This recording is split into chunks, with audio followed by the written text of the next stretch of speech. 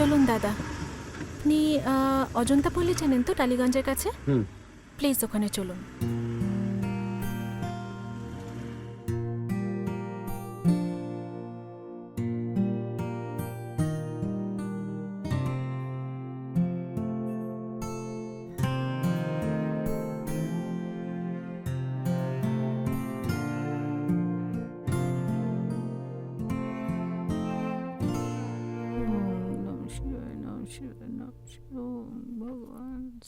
মা, উমা, হ্যাঁ, আজকে বোন আসছে, ও সাথে দিয়াকেও নিয়ে আসবে।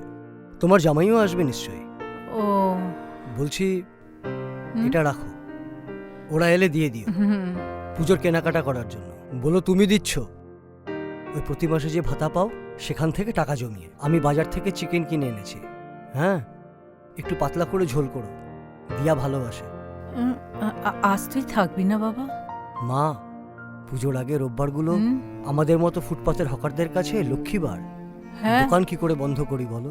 ও আজ রবিবার না? দাদা একটু দাঁড়ান না প্লিজ।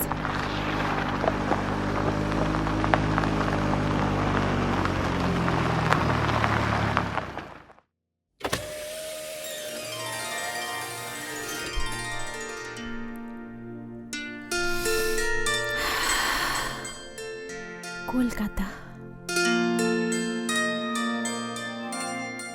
10 বছর পর।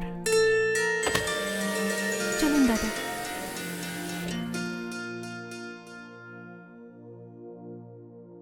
তুমি আমার বাপের দেখো মা, তোমার একটা কথা বলি, স্পষ্ট কথায় কষ্ট কম। বোন আসবে বলে বোনাসও দেয়নি, আর আলাদা করে ছুটিও দেয়নি।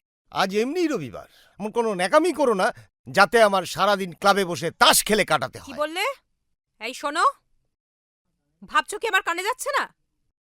তুমি না হয় ক্লাবে যাবে, আমি যাব কোন চুলোয়? একটা কথা স্পষ্ট করে বলে রাখছি, ছেলেকে নিয়ে সোজা কিন্তু একদম শ্রীরামপুর চলে যাব। দেখেছো, এখনো অব্দি এসে পৌঁছলো না, অশান্তি শুরু। ও মা, আমি তো তেমন কিছুই বলিনি। বলেনি? আমি শুধু বলেছি যে 10 বছর পর মেয়েটা ফিরছে, অল্প একটু আমুদি মাছ এনে দিবি। বুঝিনি বাবা, তাতেই এত কিছু তোমাদের। হুম,